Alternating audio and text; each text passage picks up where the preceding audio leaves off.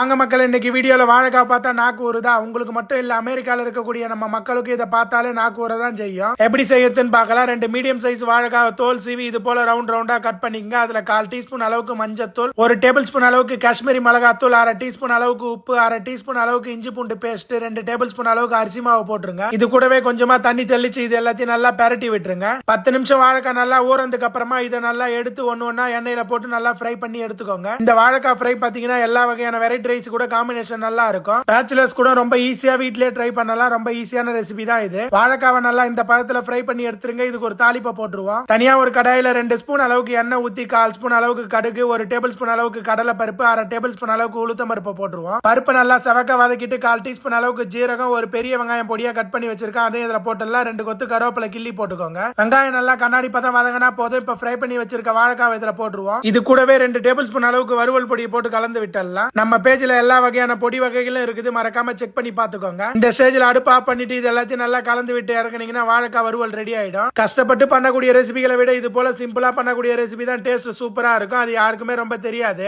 நீங்களும் இது போல ஒரு டைம் ட்ரை பண்ணி பார்த்துட்டு எனக்கு கமெண்ட் பண்ணுங்க மக்களே.